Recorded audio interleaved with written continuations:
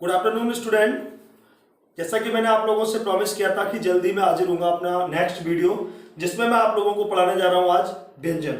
कल हमने आप लोगों को स्वरों का वर्गीकरण पढ़ाया था, उसी प्रकार से आज मैं आपको पढ़ाने जा रहा हूं व्यंजन, जिसमें व्यंजन की परिभाषा बताई गई थी स्वरों की सहायता से बोले जाए। एक क्वेश्चन और बनता है, स्वर व्यंजन कितने हैं? तो व्यंजन कितने हैं के लिए आंसर के लिए पहले देखो इनका क्लासिफिकेशन कर लें। वर्गीय व्यंजन, वर्गीय व्यंजन, इसके बाद अंतस्थ व्यंजन, अंतस्थ व्यंजन और ऊष्म व्यंजन। ऊष्म व्यंजन, वर्गीय व्यंजन का मतलब वर्गों में, तो वर्गों में बांटा गया 5 वर्गों में। वो वर्ग कौन कौन से हैं? क वर्ग, च वर्ग, ट वर्ग, त वर्ग, प वर्ग। का वर्ग तब तक खत्म नहीं होता जब तक च ना आ जाए। इसका मतलब खा, गा, घा, इंगा। इंगा को बनाने का तरीका भी देखें। इंगा पे मात्रा बिंदी यहां रखेंगे, चाके छा, जा, झा, या, टाका ठा, डा, ढा, णा। देखो डा और ढा में अंतर करते चले। अभी मैंने डा और ढा ऐसा बनाया है, एक इनका दूसरा रूप भी रहता है वो बिंदी के साथ, डा ढा। ये स्थान के अनुसार अपना स्वरूप बदलते हैं, इसलिए इन्हें उत्क्षिप्त व्यंजन भी कहते हैं। जैसे अगर हमें लिखना हो इस वर्ड से संबंधित ढोलक, तो ढोलक लिखेंगे इस प्रकार। देखो ढा अभी आया बिना नुक्ते के। अगर हमें लिखना मेढक, इसका मतलब ढा अंदर आ गया, तो मेढक। ये स्वरूप बदल के आते हैं, इसलिए इन व्यंजनों को कहते हैं उत्क्षिप्त व्यंजन। आगे सम्मिलित करूंगा, मैं फिलहाल इनको यहां से हटा रहा हूं क्योंकि आपको संख्या पूरी करनी है। ता में था, दा, धा, ना। पा में फा, बा, भा, मा। ऐसे ही अंतस्थ, इस पर इन्हें वर्गीय व्यंजन, कभी कभी कह देते हैं स्पर्श व्यंजन। अंतर है क्योंकि स्पर्श व्यंजन अलग है, स्पर्श संघर्षी व्यंजन अलग है, इसलिए हम इन व्यंजनों को कहते हैं वर्गीय व्यंजन। वर्गीय व्यंजन में वर्गों की संख्या 5 और प्रत्येक वर्ग में भी वर्ण 5, अतः वर्गीय व्यंजन 25। इसके बाद में अंतस्थ। अंतस्थ व्यंजन का मतलब होता है जिनका उच्चारण मुख गुहा से अंदर और प्राण वायु जहां निकलती है उससे बाहर मध्य में किया जाए। जैसे आपके या, वा, रा, ला।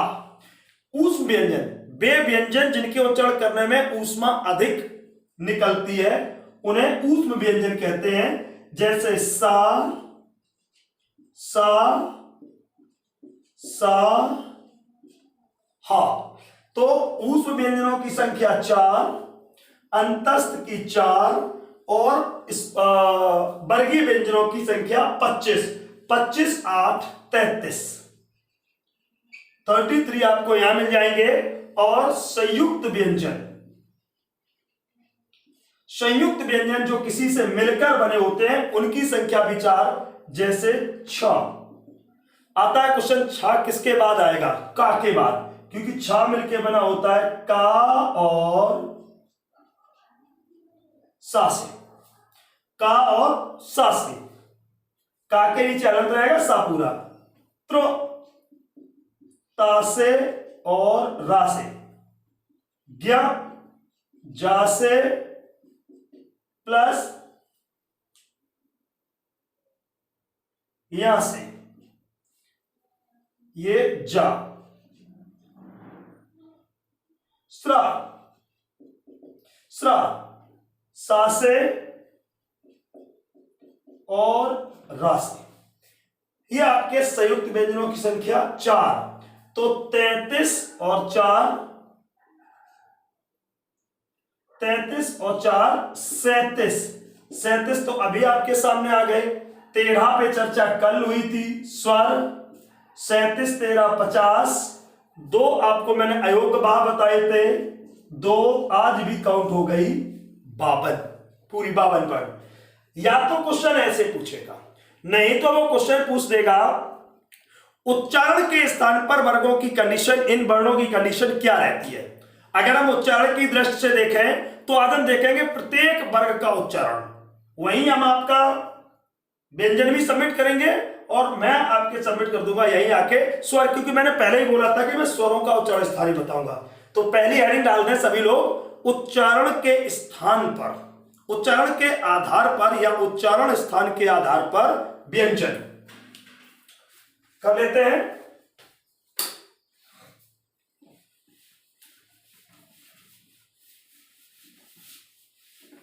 उच्चारण स्थान के आधार पर, उच्चारण स्थान के आधार पर, हालांकि मैं पढ़ा रहा हूं व्यंजन लेकिन स्वर भी शामिल रहेंगे। इनमें पहला रहता है कंठ। कंठ माने कंठ से कौन कौन से वर्ण बोले जाते हैं। कंठ का मतलब गला, यहां से कौन से उच्चारित होते हैं। तो इनमें आप क्या आ जाते हैं, बोलते हुए लेके चलेंगे। जैसे का को बोलने से पहले में गले को चौक करना पड़ता है। अब का के समान ही ख, ग, घा, ञ, ये इसलिए शामिल कर लिया हमने, हालांकि इसका कंठ के बगैर इसका उच्चारण नहीं होगा, लेकिन इन्हें नासिक वर्ण भी कहते हैं। तो नासिक जब हम पढ़ाएंगे, प्रत्येक वर्ग का 5वां नासिक होता, तब इसको हम अलग हटा लेंगे। ऐसे ही हा, और स्वरों को भी शामिल करना है। इन्हें हम अलग कलर से लिखते चले तो ज्यादा बेहतर आपके समझ में आएगा। अ,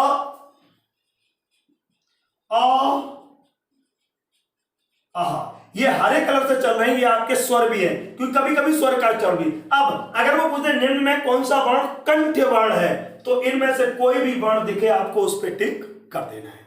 इसके बाद हम चलते हैं तालव्य। तालव्य किसे कहते हैं, जिह्वा के ऊपर का जो कवर भाग होता है उसे हम तालव्य कहते हैं। यहां से बोले जाने वाले वर्ण है आपके च, छ, जा, झा, अ, जिसकी अ रहती है। इसके बाद में एक आ जाता है आपका या, सा, और आपके 2 स्वर इ और ई। इसके बाद में मूर्धन्य।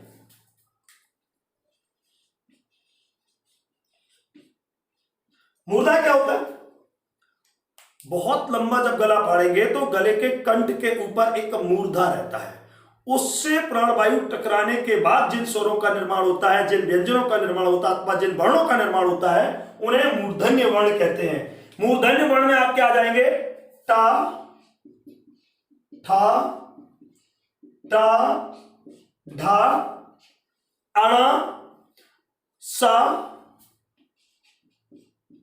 और ऋ। हाँ, ऋ स्वर है तो इसे डिफरेंट कलर से लिख लेंगे, ऋ। मूर्धन्य के कता, मुदौ, उसके बाद में द, दंत्य।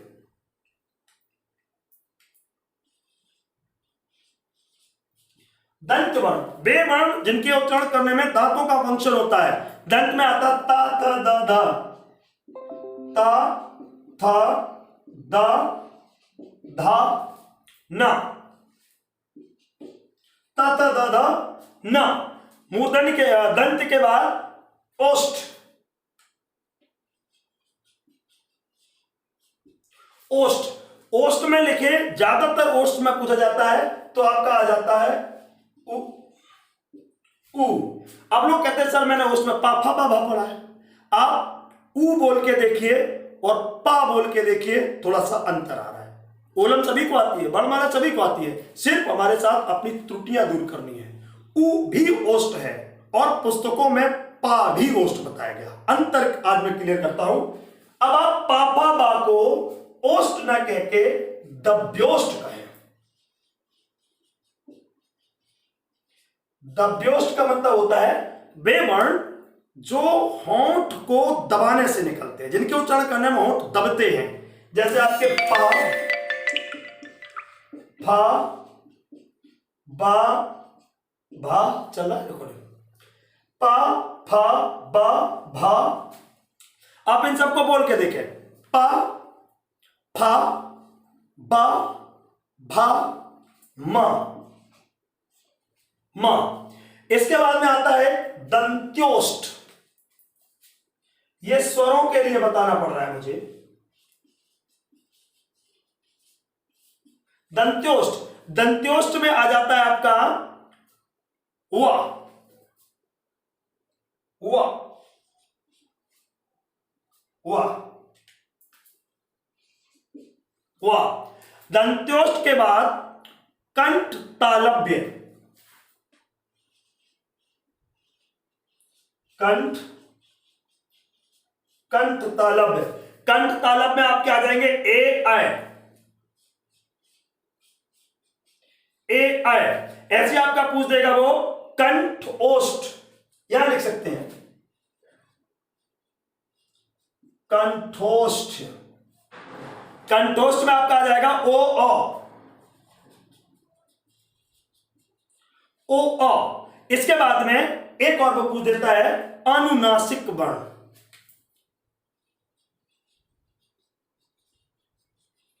अनुनासिक वर्ण, तो इसमें एक तो आ जाएगा आपका अंग, दूसरा प्रत्येक वर्ग का पांचवा, प्रत्येक वर्ग का पांचवा। ऐसे करके वो आप लोगों को उच्चारण स्थान के आधार पर पूछवा देगा। इसके बाद में कुछ वर्ण आपके पूछेगा, वो कुछ अलग वर्ण में छाट के लाया हूं, उनको भी देख लेंगे। जैसे आपका ये लिख लिए सभी, बाकी का पीडीएफ में मिल जाएगा। इसके बाद में वो एक पूछता है काकल्य वर्ण, काकल्य वर्ण। ये एक बार अभी वन विभाग का एग्जाम हुआ था तो उसमें पूछा था उसने काकल्य वर्ण। काकल्य वर्ण में सही हो जाता है हा। और एक पूछता है वो आजकल वत्सर्य, वत्सर्य। वत्सर्य वर्ण उन्हें कहते हैं जिनके उच्चारण स्थान में जिह्वा को बहुत प्रॉब्लम होती है, बहुत कष्ट होता है, अथवा जिन्हें हम तोतले और हकले लोग कहते हैं। इन वर्णों को बोलने में उन्हें बहुत परेशानी होती है। जैसे आपके ना, जैसे आपका रा, यानी ना, ला, रा तथा सा, इन्हें वत्सर्य वर्ण कहते हैं। ये आपके थे उच्चारण स्थान के आधार पर। इसके बाद में टाइप बदलेंगे व्यंजनों के लिए। जैसे आपका व्यंजन अगर वो पूछ देता है, फिर पूछ देगा उच्चारण प्रत्न के आधार पर, ऐसे भी देख लेंगे उच्चारण प्रत्न के आधार पर। हेडिंग डाल लें, उच्चारण प्रयत्न के आधार पर, उच्चारण प्रयत्न के आधार पर। अब इसमें मैं पूछ देगा जैसे स्पर्श। अभी आप लोग जो स्पर्श 25 बताते थे उनको भी आप थोड़ा सा करेक्ट करेंगे। स्पर्श, अगर स्पर्श पूछ दे तो स्पर्श व्यंजनों में आते हैं आपके का, खा, गा, घा, टा, ठा, डा, टा, ठा, डा, झा, झा, ता, था, दा, धा, ता, था, दा, धा, पा, फा, बा, भा, पा, फा, बा, भा। ये है आपके स्पर्श व्यंजन। इसके बाद में अगर वो स्पर्श नहीं पूछेगा तो पूछ देगा स्पर्श संघर्षी वर्ण या व्यंजन।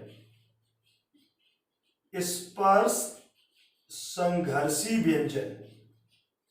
स्पर्श संघर्षी पूछ दे तो चा, छा, जा, झा लिख लें इनको भी। चा छा जा चा छा जा जा।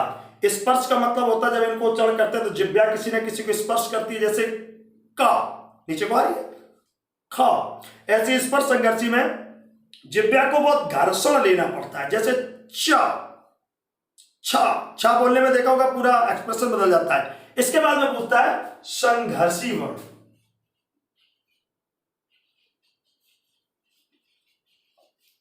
संघर्षी वर्ण, अगर संघर्षी वर्ण पूछ दे तो तीनों सा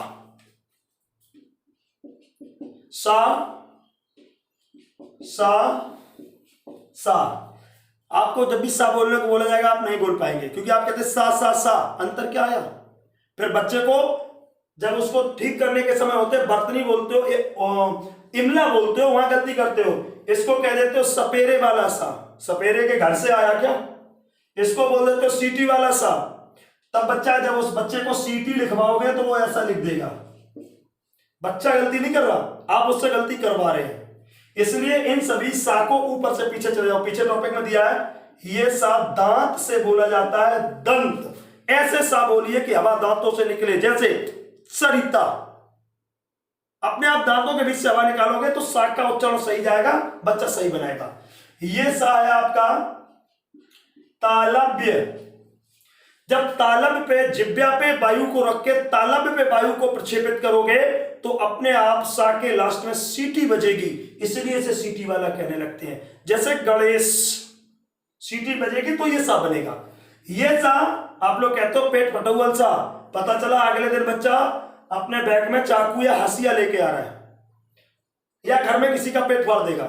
ये पेट फटुअल नहीं है, मूर्धन्य सा है। सा को ऐसे बोलिए कि मूर्धा हले, तब इसके उच्चारण में खासा आता है, जैसे षटकोण। अथवा यहां जैसे षडानन लिखा होता है तो उसे हम खाडानन पढ़ देते हैं सही उच्चारण के लिए, तो ये रहता है मूर्धन्य। मूर्धन्य स्पर्शी हो गए। इसके बाद में एक पूछता है वो पार्श्विक।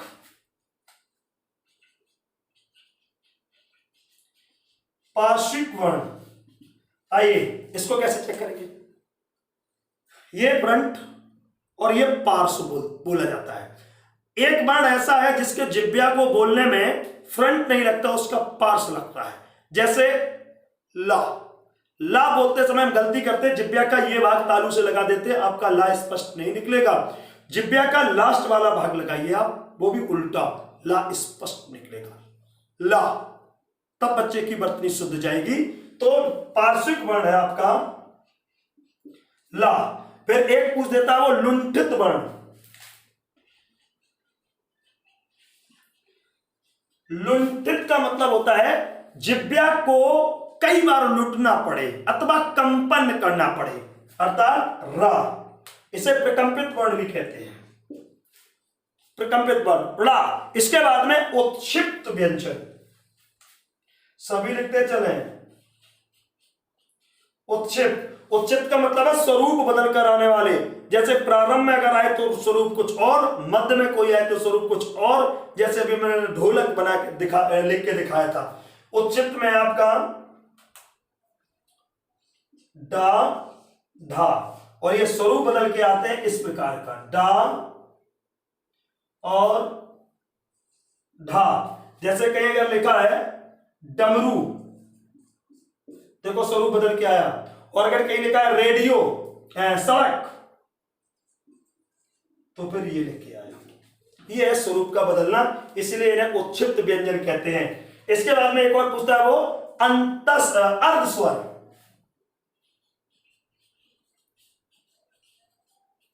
अर्धस्वर, नीचे जगह कम दिखाई दे रही है, मैं यहां लिखे दे रहा हूं। अर्धस्वर, रीजन भी बताऊंगा। अर्धस्वर, अर्धस्वर है आपके या और वा। क्यों कहते हैं, जरा इनके विच्छेद करके देखिए।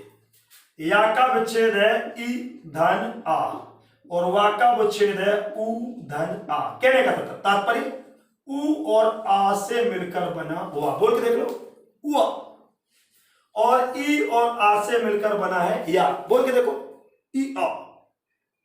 तो ये जब भी टूटते हैं आधे आधे स्वरों में टूटते हैं, इसलिए इन्हें कहते हैं अर्ध स्वर। ये थे आपके व्यंजनों का क्लासिफिकेशन। अब थोड़ा सा और देख लीजिए, एक लास्ट हेडिंग डाल लीजिए, उच्चारण प्रयत्न के आधार पर स्वर। उच्चारण प्रयत्न के आधार पर स्वर। उच्चारण प्रयत्न के आधार पर स्वर। उच्चारण प्रयत्न के आधार पर, यानी जब उच्चारण करने का प्रयास करते हैं तब भी स्वरों में भेद आता है। जैसे अघोष वर्ण, अघोष वर्ण, घोष वर्ण, अल्प प्राण, महाप्राण, महाप्राण। अभी तक हम इनको सिर्फ छांटते आए। अब देखें कि अघोष वर्ण किन्हें कहते हैं। अधिक इनमें इनका मतलब होता है जिनमें स्वर यंत्रियों में कंपन न हो। अघोष वर्ण का मतलब है जिनमें स्वर यंत्रियों में कंपन नहीं होता, अर्थात ये वायु में नहीं घुल पाते हैं, वायु में जो ना घुले। जैसे का, खा, का बोलोगे स्पष्ट दूर तक सुनाई देगा, का, ख, तो इन्हें हम कहने लगते हैं अघोष वर्ण। अघोष वर्ण में पहला तथा तीसरा, प्रत्येक वर्ग का पहला तीसरा, ऐसे आपका घोष वर्ण। घोष वर्ण का मतलब होता है जिनमें बाद का प्रयोग हो, अर्थात कंपन हो, स्वर यंत्रियों में कंपन हो, उन्हें हम घोष वर्ण कहते हैं। या यूं कह लो कि जब हम इनका उच्चारण करते हैं तो ये वायु में घुल जाती है, घोष वर्ण। तीसरा, चौथा, पांचवा, 345। इसका मतलब है प्रत्येक वर्ग का तीसरा, चौथा, पांचवा। इसके बाद में अल्प प्राण। प्राण तो सभी जानते हैं, पेट में भरी हुई वायु। इस प्राण वायु को उच्चारण करने में अगर प्राण वायु कम निकले अल्प प्राण, अधिक निकले महाप्राण। जैसे अल्प प्राण में आ जाते हैं आपके पहला, तीसरा, पांचवा, 135, यानी प्रत्येक वर्ग का पहला, तीसरा और पांचवा। अब वर्ग आपके वही बना लेना जाके, का, चाट, ताप, ऐसे करके उनमें पहला, तीसरा अल्प होगा और दूसरा, चौथा महाप्राण। दूसरा,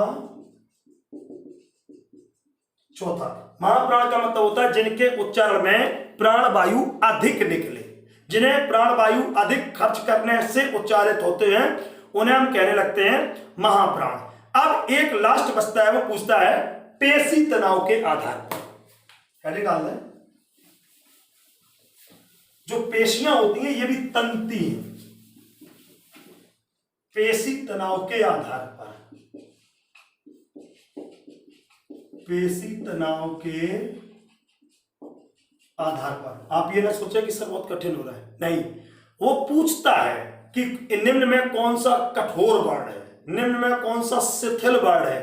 तो अगर आपको अल्प प्राण, महाप्राण, घोष, अघोष तक पता है तो फिर पेशी तनाव के वर्ण छांटने में आपको कोई दिक्कत होने वाली नहीं है। इनमें दो प्रकार के होते हैं, एक होते हैं कठोर वर्ण, या जिनको उच्चारण करने में पेशियां कठोर हो जाती हैं, और दूसरा शिथिल वर्ण। शब्द से ही परिभाषा क्लियर हो रही है, जिनको उच्चारण करने में पेशियां शिथिल पड़ जाए। जैसे कठोर में है आपके, सीधा सूत्र लिख लो, अघोष और सभी महाप्राण, सभी अघोष तथा सभी महाप्राण, पीछे से ले लेंगे। और शिथिल वर्ण में होते हैं सभी घोष तथा सभी अल्पप्राण, सभी घोष तथा सभी अल्पप्राण। ये थे आपके वर्णों का क्लासिफिकेशन। और भी अगर आपको कोई नया वर्ण मिले या किसी प्रकार का क्वेश्चन, वर्णों से रिलेटेड क्वेश्चन पूछना हो तो आप कमेंट के थ्रू हमसे पूछ सकते हैं। बाकी का जो मेरा नेक्स्ट टॉपिक रहेगा, मैंने आपको वर्ण पढ़ाए, वर्णों में स्वर पढ़ाए, व्यंजन पढ़ाए। अब हम आपको पढ़ाने जा रहे हैं वर्ण। वर्ण के बाद आता है वर्णों का संधि विच्छेद। इसका मतलब है दूसरा टॉपिक होना चाहिए। मैं शब्द परिवार टॉपिक को पीछे रख रहा हूं। शब्दों में आपको 21 प्रकार के हम शब्द पढ़ाएंगे, जैसे विलोम, पर्याय, अनेक शब्दों के स्थान पर एक शब्द, इस प्रकार के ये शब्द हम बाद में टॉपिक पढ़ाएंगे। नेक्स्ट वीडियो जो मेरा आपके बीच आने वाला है वो है संधि प्राधिकरण। संधि प्राधिकरण, इसका मतलब है अब मैं आप लोगों को संधि पढ़ाने जा रहा हूं, संधियां। तो संधि के साथ मिलेंगे नेक्स्ट वीडियो में। तब तक के लिए सभी को नमस्कार, धन्यवाद।